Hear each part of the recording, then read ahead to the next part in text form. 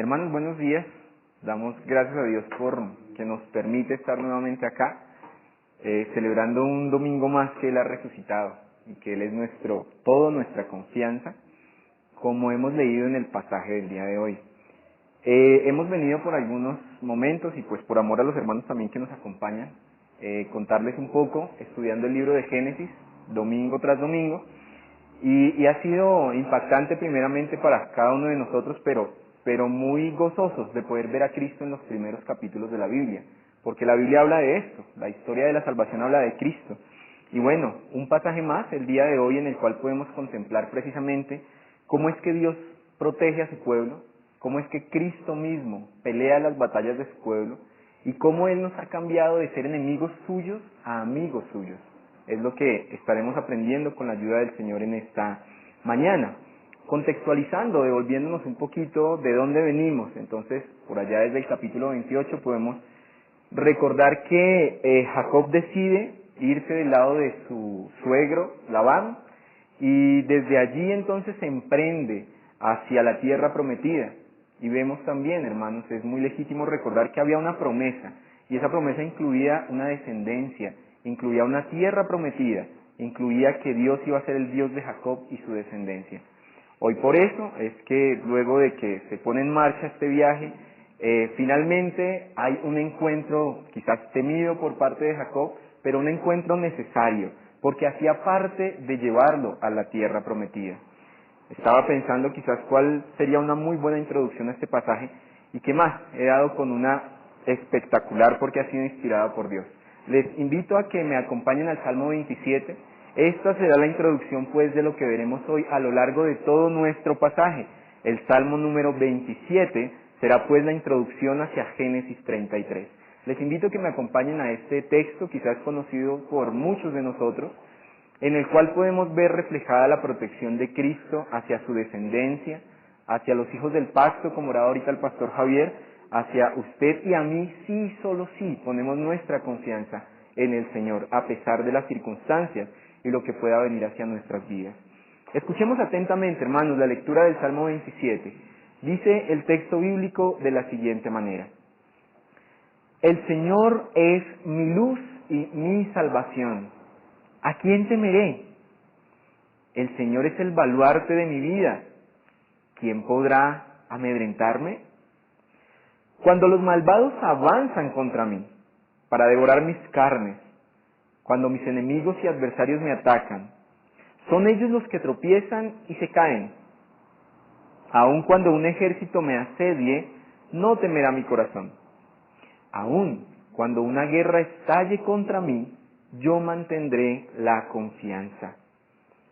Una sola cosa le pido al Señor, y es lo único que persigo: habitar en la casa del Señor todos los días de mi vida, para contemplar la hermosura y recrearme en su templo. Porque en el día de la aflicción Él me resguardará en su morada. Al amparo de su tabernáculo me protegerá y me pondrá en alto. Sobre una roca me hará prevalecer frente a los enemigos que me rodean. En su templo ofreceré sacrificios de alabanza y cantaré salmos al Señor. Oye, Señor, mi voz cuando a ti clamo.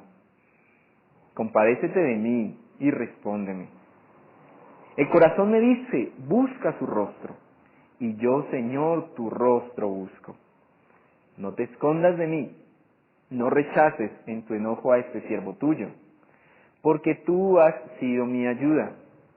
No me desampares ni me abandones, Dios de mi salvación. Aunque mi padre y mi madre me abandonen, el Señor me recibirá en sus brazos. Guíame, Señor, por tu camino, dirígeme por la senda de rectitud, por causa de los que me acechan. No me entregues al capricho de mis adversarios, pues contra mí se levantan falsos testigos, que respiran violencia. Pero de una cosa estoy seguro: he de ver la bondad del Señor en esta tierra de los vivientes. Pon tu esperanza en el Señor, ten valor, cobra ánimo, pon tu esperanza en el Señor. Hermanos, y es precisamente eso lo que nos muestra Génesis capítulo 33. He puesto un corto título al sermón y sobre este título va a girar lo que nos cuenta el capítulo. Y el título es cómo Dios protege a la descendencia que lleva a Cristo.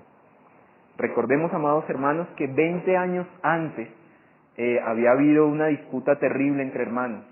Incluso, haciendo un recuento desde que empieza el libro de Génesis, por lo menos vemos luchas entre hermanos, no pudieron reconciliarse. Recordemos Caín y Abel, dos hermanos luchando, uno mata al otro. Recordemos cuando por allí los hijos de Noé estaban hablando y uno de sus hermanos descubre la desnudez de su padre. Recordemos incluso más adelante cómo el hijo de Agar, la esclava, se burlaba del hijo de la promesa. Y acá vemos también un conflicto que hubo entre hermanos 20 años antes. Y fue un conflicto que trajo deseos de matar de uno de sus hermanos hacia el otro, deseos, hermanos, de frustración, que puso en peligro la vida de su otro hermano. Por eso es que Jacob sale huyendo. Pero en este pasaje vamos a ver, hermanos, cómo Dios libera a Jacob y a su familia de un ataque temido por Esaú.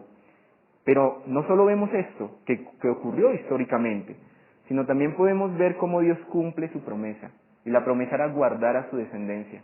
Quizás en esta caravana en la cual venía todos los hijos de Jacob, pues venía el descendiente, o más bien venía el que iba a ser ascendente de Cristo, Judá. Venía tal vez un niño allí. Y Dios sabía que había de cuidar la descendencia, porque esta descendencia iba a llegar a Cristo. Y es precisamente lo que vamos a ver en esta mañana, cómo Dios protege a su descendencia. Para esto, hermanos, vamos a centrarnos en el pasaje en cuestión, en este caso el capítulo 33. Y vamos a ver tres cosas. Primero, el gran encuentro. Y un subtítulo para este primer punto es cómo Cristo actúa a favor de su pueblo. Cómo Cristo actúa a favor de su pueblo. Podemos ir al pasaje, hermanos, y vamos a interactuar un poco con él allí en Génesis capítulo 33. Versículos 1 al 4 empieza diciendo el texto de la siguiente manera. Cuando Jacob alzó la vista y vio que Esaú se acercaba con 400 hombres, repartió a los niños, entre Lea, Raquel y las dos esclavas. Al frente de todos colocó a las criadas con sus hijos, luego a Lea con sus hijos y por último a Raquel con José. Jacob por su parte se adelantó a ellos, inclinándose hasta el suelo 7 veces, mientras se iba acercando su hermano. Podemos notar, hermanos, por lo menos algunas cosas acá. Primero, vemos cómo Jacob coloca a sus hijos con sus respectivas madres, quizás en un orden, pone a las siervas de primeras, a Lea de segundas y quizás de últimas, a Raquel y a José. Y este mismo, hermanos, este mismo Jacob se coloca al frente de todos. Y aquí podemos ver cómo debe asumir la responsabilidad de defenderlos. ¿Cuál patriarca está allí, al encuentro y en defensa de su descendencia? Hace 8 días el pastor nos decía que quizás es bueno a veces ponernos aquí en el papel de algunos de los personajes bíblicos que nosotros vemos. Lo que pasa es que a veces tendemos a ponernos en el papel del bueno. Pero hoy podemos hacer eso, quizás un juego de roles, ponernos en el papel del malo, porque allí aprendemos cómo es que Cristo de enemigos nos ha pasado a ser sus amigos. Con eso en mente, el que representa al verdadero Jacob es Cristo, que va delante de su pueblo, va protegiendo su pueblo, su descendencia. Uno de los pasajes de la palabra del Señor muestra que Él habla de su esposa, de su iglesia, como la niña de sus ojos. Y Él es el que finalmente está al frente. Aquí vemos que Jacob asume una responsabilidad que le tocaba, de hecho, pero se pone al frente, esperando allí qué iba a pasar tras ese encuentro. Pero bueno, les dije que íbamos a hacer algo de juego de roles, pues ¿cuál Esaú éramos nosotros? Enemigos del pueblo de la promesa, enemigos de Jacob. Y esa reacción nos llama la atención, por eso leí hasta el versículo 3. Vemos pues entonces cómo Jacob se presenta al frente, cómo él asume la responsabilidad, pero podemos voltear la cámara y mirar la reacción de Esaú. Podemos ver, hermanos, a través de estas acciones, que Jacob tenía una mente tranquila, ordenada, que ya está pensando en qué responsabilidades le correspondían, pero principalmente confiando en la protección de Dios. Miren lo que dice el versículo 4. Dice, pero Esaú corrió a su encuentro, y echándole los brazos al cuello, lo abrazó y lo besó. Entonces los dos se pusieron a llorar. Cristo, Jacob defiende a su pueblo. Nosotros, Esaú, éramos enemigos, pero acá vemos que algo repentino pasa. ¿Qué pasa con el corazón de Esaú? Porque de un momento a otro cambia. Quizás Jacob, de una manera muy lógica, estaba esperando que su hermano lo atacara. Por eso, de hecho, intentó apaciguar su ira enviando algunos regalos. Pero centrémonos un poco en Esaú, hermanos. ¿Qué cambio tan repentino y sorprendente vemos en este hombre? Quizás podríamos pensar, o ustedes podrían imaginar, bueno, desde hace 8 días empezó a enviarle regalos a su hermano, pues debía estar un poco más tranquilo. O quizás fue por los mismos actos de reverencia que hizo Jacob. Vemos allí en el pasaje que Jacob se inclina 7 veces hacia su hermano. Bueno, ese era un saludo a alguien de mucha reverencia, era algo muy común en estos países de Oriente. Lo veían a la distancia, se arrodillaba, levantaba, iba, caminaba nuevamente, se arrodillaba y esto lo hacía por 7 veces. Sin embargo, hermanos, sin duda alguna, la causa eficaz por la cual vemos un cambio repentino en Esaú es que hubo una influencia secreta y dominante de Dios. Podemos ver aquí cómo Dios convierte a Esaú de enemigo a amigo. Y eso hace parte del pueblo de la promesa, o más bien hace parte de aquel que guarda a su pueblo, Cristo mismo. Hermanos, miren lo que dice Proverbios 21:1. Dice que el corazón del rey es como un arroyo, y ese arroyo es dirigido por el Señor, quien lo guía por donde el Señor quiere. Quizás, hermanos, estoy seguro, y era lo que orábamos hace un momento, Jacob, o Esaú más bien, no tendría la más mínima intención de ser amigo de Jacob. Pues, ¿qué le había hecho? Nos recordaba Juan David, le había engañado a su hermano. De hecho, ¿qué es lo que quiere decir Jacob? Engaño, aquel que engaña, aquel suplantador. Y ahí vuelve y nos podemos poner también en ese lugar. Y Esaú está muy furioso con su hermano. Sin embargo, hermanos, vemos Dios cómo acá actúa de una manera eficaz, de una manera contundente. Ahora, hermanos, éramos enemigos de Cristo. La condición caída de todo ser humano es precisamente esa. Ser enemigo de Cristo, ser enemigo acérrimo de Cristo. Y puede recibir bendiciones materiales, pero no por eso será amigo del pueblo de la promesa. Vemos entonces aquí que Cristo actúa en favor de su pueblo, ¿cómo? Por lo menos de 2 maneras. Primero, poniéndose al frente, poniéndose allí en todo lo fuerte de la batalla y de la lucha. Segundo, cambiando el corazón de aquel que era un enemigo a amigo, en pro y en beneficio del pueblo de la descendencia. Por eso podríamos tener una gran conclusión de este primer punto, hermanos. Y es precisamente esto, veamos a Cristo actuando a favor de su pueblo. Porque este pueblo, históricamente hablando, de allí vendría Cristo. Hoy, aquí y ahora, hacemos parte del pueblo de Cristo y somos defendidos por Cristo mismo, quien actúa en nuestro favor. Pero sigamos adelante en nuestro pasaje, hermanos. Podemos ver ahora que después del versículo 5 hasta el versículo 15 hay un diálogo entre estos 2 hermanos. Hay un diálogo allí. Y por eso a este pequeño punto y a este pequeño diálogo también le he puesto algo allí para que nos recuerde y sea memorable hacia nosotros. Y podemos ver cómo Cristo provee los dones a su pueblo. Cómo es que Cristo, hermanos, provee todo lo que su pueblo necesita. Y en este diálogo, hermanos, si notamos bien, se testifica de que de Cristo provienen todas y cada una de las bendiciones. ¿Cómo lo vemos? No vamos a leer los 10 versículos, pero por lo menos podemos resumir este diálogo en 2 preguntas que hace Esaú a su hermano. La primera pregunta que hace Esaú a su hermano desde el versículo 5 al 7 es, bueno, ¿y quiénes son todos estos que te acompañan? ¿Quiénes son todos ellos a quienes estoy viendo? 20 años atrás sale Jacob solo. 20 años después llega con hijos, con descendientes, con esposas, y quizás Esaú no estaba viendo, pero detrás de la escena nosotros sí veíamos, había un ejército de ángeles acompañando a este pueblo. Y por eso se inquieta, Esaú le dice, bueno, dime, ¿quiénes son todos los que te acompañan? Lo que me parece muy interesante, hermanos, es la respuesta, pues la respuesta que da Jacob testifica de que todo eso proviene de la bendición y la mano de Dios mismo. Miren cómo contesta, hermanos, Jacob hacia su hermano cuando hace esta pregunta. Ante esta pregunta, Jacob responde en el versículo 5, hablando de las personas primero, estos son los hijos que Dios le ha concedido a tu siervo.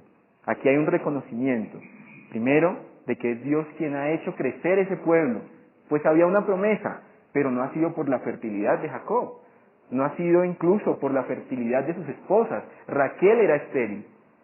Ha sido porque esos niños y toda esta gran cantidad de personas que veía Esaú habían sido regalos de Dios.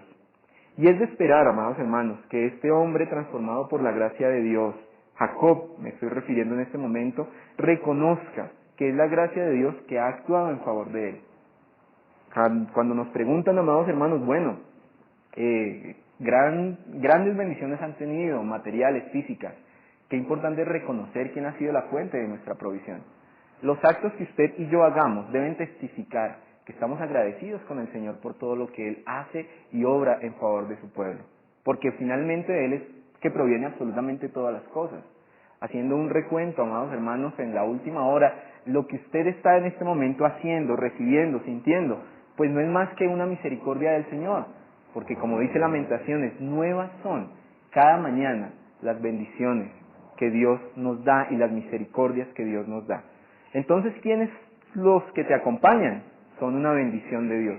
¿Y por qué tienes tantas cosas? Y quizás le preguntaran a ustedes, pues es porque Dios me ha bendecido. Es porque el Señor ha estado conmigo, ha estado frente a mí y hoy recibo la bendición del Señor.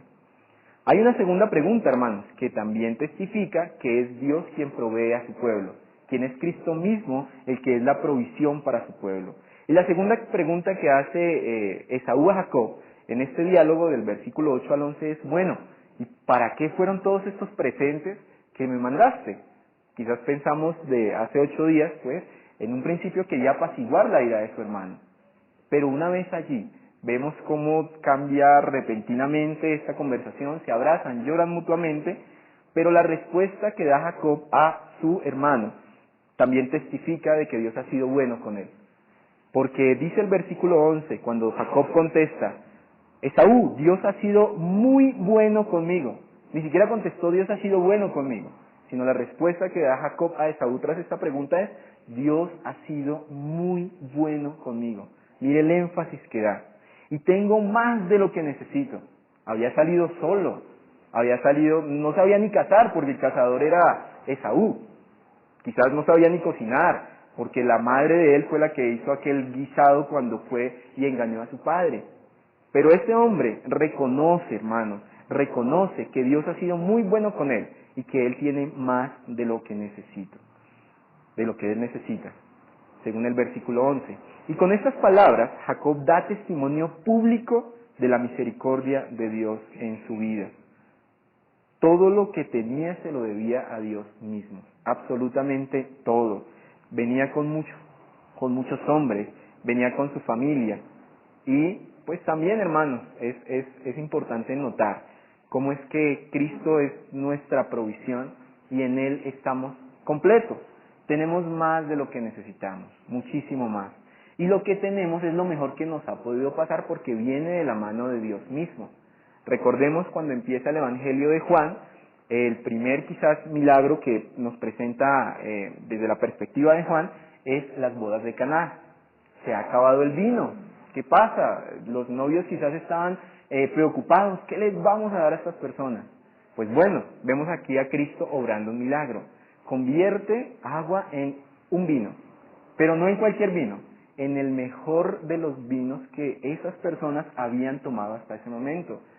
Le preguntaban al novio, bueno, ¿de dónde salió este vino tan exquisito, tan delicioso? Lo mejor de lo mejor. Pues bueno, amados hermanos, haciendo un paralelo entre nosotros, todo lo que Dios hace por su pueblo es lo mejor que podamos recibir. Es lo mejor que el Señor nos pueda permitir pasar, porque así es. Cristo definitivamente es nuestra plenitud, es nuestro todo y en Él estamos seguros. Y una conclusión para este segundo puntico es Filipenses 4:11. Dice el texto bíblico, así que mi Dios les proveerá de todo lo que ustedes necesiten, conforme a las riquezas que tiene en Cristo Jesús. ¿Cuál es el mayor regalo para nosotros hoy, aquí y ahora? ¿Y cuál es el mayor regalo que una persona puede tener? Es Cristo mismo. Por eso el apóstol Pablo dice que gracias a Dios por su don inefable. El don inefable es Cristo. El regalo que tenemos hoy es Cristo mismo, hermanos. Pues Él se ha entregado como proveedor, y por eso es que el título de esta segunda sección entre el diálogo de estos hermanos es cómo Cristo provee los dones a su pueblo y cómo por medio de esta conversación se debe testificar que Cristo es la provisión de Jacob, como hoy es nuestra provisión. Y finalmente, amados hermanos, vamos a un tercer y último punto, y pues también le he puesto un corto título allí, y es cómo después de que se encuentran, se besan, dialogan un poco, hacen preguntas, se separan los hermanos. Y en esta última sección, desde el versículo 17 al 20, podemos aprender cómo es que Cristo finalmente es el descanso para su pueblo. Entonces, ¿qué hemos visto, hermanos? Que Cristo es la protección de su pueblo, que Cristo es el proveedor de su pueblo, y en esta última parte es Cristo el descanso de su pueblo. No hallamos descanso ni reposo en absolutamente nada fuera de Cristo. Por eso podemos estar hoy descansados, tranquilos. Esto, hermanos, lo vemos en los versículos 17 al 20. Entonces, podemos encontrar acá, voy a parafrasearle un poco, cómo se da la separación de estos hermanos. Quizás nunca más se vuelven a encontrar. Jacob, o más bien Esaú, le dice pues que él lo acompañaba. Jacob rechaza este acompañamiento, luego le dice que le deja a algunos hombres. Jacob también, de una manera respetuosa, les dice que no, viene con niños, viene queriendo proteger a su pueblo, a su familia. Vemos a Cristo el protector nuevamente. Y finalmente se separan. Jacob va hacia Seir, mientras Esaú iba a Seir, Jacob se dirige a Sucot. A Sucot todavía no es la tierra prometida. Y aquí hay cosas muy interesantes que quiero resaltar. En ese lugar, allí en Sucot, cuando llega Jacob, pues edifica una casa para su familia y edifica pues quizás un estadero para los animales. Quizás allí dura algunos años, hermanos. Quizás allí dura algunos años, porque como estaremos quizás aprendiendo de hoy en 8 días, pues qué pasa entre el versículo 33 y 34, que en el 34 quizás Dina ya es una joven de algunos años, quizás 20, 16 años, pero aquí va apenas Dina pequeña todavía. Entonces, esto nos hace pensar que en Sucot debió durar él algunos años. Él construyó una casa, pero él sabía que ese no era su sitio de descanso, a pesar de que pudo acomodarse con todas las personas que lo acompañaban. No era su sitio fijo y de descanso. Ahora, hermanos, una vez él entiende que debe seguir hacia la tierra que Dios mismo le había dado, pues parte de Sucot, y llega sano y salvo. ¿A dónde? Llega sano y salvo a la tierra prometida. Llega sano y salvo a Siquem. Y esto nos hace recordar la promesa que Dios le hizo a este hombre atrás, versículo 15 de Génesis 28. Dios le dice, aquí en el sueño que él tuvo: yo estoy contigo, te protegeré por donde quiera que vayas, te traeré de vuelta a esta tierra, no te abandonaré hasta cumplir con todo lo que he prometido. Y Cristo cumplió. Vemos entonces que Jacob finalmente llega a Siquem, y Siquem ya es la tierra de Canaán, ya es la tierra prometida. Jacob compra una parcela en esta tierra, y es interesante esto, porque quizás desde Abraham este es el segundo terreno físico que pertenece al pueblo de Dios y fue comprado. ¿Recuerdan cuál fue el primer terreno? Donde Abraham enterró a su esposa, la cueva de Macpela. Y este es el segundo terreno que compra un hijo del pacto, un patriarca, en la tierra prometida. Algún día iba a heredar toda esta tierra porque hacía parte de la promesa de Dios. Y era una tierra de descanso, donde Moisés nos contará más adelante que fluía leche y miel, que esas uvas no me las imagino, pero eran supremamente grandes, porque era una tierra de reposo. Pero aquí hay algo interesante que quiero llamar la atención de cada uno de nosotros. Una vez él compra este terreno, según el versículo, al final del versículo 19 al 20, vemos que Jacob construye como una especie de tienda. En Sucot, ¿qué construyó? Una casa, dice el pasaje. Pero aquí en Siquem, una tienda, una especie de tienda. Y para nuestra lógica es un poco extraño, porque decimos, bueno, si en Sucot sabía que no iba a durar tanto, pues construye algo un poco como más estable, pero una vez llega y se establece en la tierra prometida, él construye una carpa. Y esto es lo mismo que hace Abraham en Génesis 23, cuando llega a la cueva de Macpela y se establece allí, construye también una tienda, algo como de paso, ¿verdad? Y luego, ¿acaso esta no era la tierra que iba a heredar? Pues bueno, esto, hermanos, nos lo explica Hebreos capítulo 11, versículo 9 al 10. porque es que Abraham, al igual que Jacob, vivieron en una carpa en su tierra prometida. Y la explicación que nos da el autor de Hebreos es magistral y es única para nosotros hoy, aquí y ahora. Hebreos 11, 9 al 10 dice: por la fe, Abraham, cuando fue llamado para ir a un lugar que más tarde recibiría como herencia, obedeció y salió sin saber para dónde iba. Por la fe se radicó como extranjero en la tierra prometida, y escuchen esto, y habitó en tiendas de campaña, con Isaac y Jacob, herederos también de la promesa. Y el versículo 10 nos explica por qué ambos hicieron carpas en la tierra prometida. Miren lo que dice el versículo 10. Porque ambos esperaban la ciudad de cimientos sólidos, de la cual Dios es arquitecto y constructor. Ellos estaban viendo a Cristo, estaban viendo que el verdadero constructor de las casas, de ese sitio de descanso donde iban a estar, era Cristo mismo. Y por eso veían hacia el frente, veían y estaban esperando que en la ciudad donde iban a estar, iban a haber unos cimientos sólidos, pero ellos no los iban a poner, sino era Cristo mismo y Dios mismo siendo el arquitecto y el constructor. Por eso es que cuando leía esto, hermanos, venía a mi mente que Cristo realmente ha de ser nuestro verdadero descanso. Porque quizás lo que construyamos usted y yo no va a ser estable, no va a ser firme, por nuestras emociones, por lo que Dios mismo nos permita pasar, por la consecuencia quizás aquí de nuestro pecado, sabiendo que en Cristo tenemos seguridad del perdón, pero no va a ser firme. Sin embargo, aquel, hermanos, y si nuestra confianza está puesta en nuestro descanso, y nuestro descanso es seguro, y nuestro descanso es en Dios mismo, quien es el arquitecto y el constructor de donde estamos, hermanos, debemos sentir descanso y debemos sentir reposo. No me imagino quizás en qué momento, algunos historiadores ponen el Salmo 23 en una situación muy difícil de David, pero lo que sí me puedo imaginar es que cuando este hombre dice que cuando ande en valle de sombras de muerte, pues quizás pasó por un valle de sombra y de muerte, pero la respuesta que da este hombre confiando en su descanso es: no temeré mal alguno. ¿Por qué, David? ¿Por qué no va a tener mal alguno si Saúl estuvo a punto de matarlo? Si usted fue capturado en algunas partes por los filisteos, se hizo el loco para que no le hicieran nada, ¿por qué es que usted dice eso? Y él nos responde en el Salmo 23, porque tú, Jehová, estarás conmigo.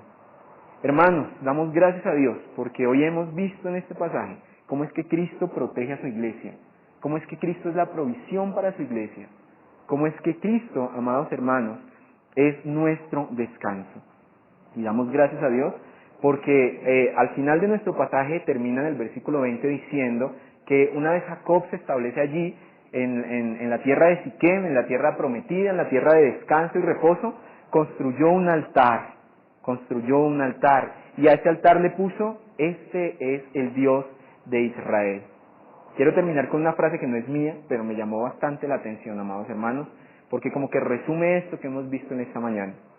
Alguien dice, no supe quién es ese alguien, o si no le daría el crédito que tiene por esta frase, pero dijo esa persona que donde quiera que el Señor nos ponga, pongamos nuestra tienda, pero también elevemos un altar al Señor. ¿Qué quiere decir esto, amados hermanos? ¿Por qué una tienda? Porque sabemos que nuestro lugar seguro es Dios mismo. ¿Y por qué un altar al Señor? Porque allí debe estar el Señor Dios del pacto, en nuestros hogares, en nuestras casas, en nuestro trabajo, por donde quiera que nosotros vayamos, hemos de ser sal y luz a donde el Señor nos lleve hoy, aquí y en este momento donde nos ha permitido estar. Hermanos, pues también debo, y es mi responsabilidad decir, que esto aplica única y exclusivamente si ponemos en Dios nuestra confianza. Si hacemos parte del pueblo de Dios para tener ese descanso que Dios prometió a este hombre, para tener esa protección que Dios dio a este hombre, esa provisión que Dios dio a este hombre y ese descanso y reposo que Dios dio a este hombre. Pero si nuestra confianza no está fundada en Cristo mismo, difícilmente, amados hermanos, podemos tener protección, podemos tener bendición y podemos tener descanso para cada una de nuestras vidas. Es algo que también debemos decir porque se extrae de la condición caída del pasaje. Somos todos enemigos si no ponemos nuestra confianza en Dios. Pero hoy descansamos en que en Cristo estamos seguros y Él es nuestro descanso y que hacemos parte de la descendencia. Gracias a Dios, porque si somos parte de la descendencia de Dios, Él, o más bien contamos usted y yo con la protección que nos da Cristo. Oremos en esta mañana, hermanos.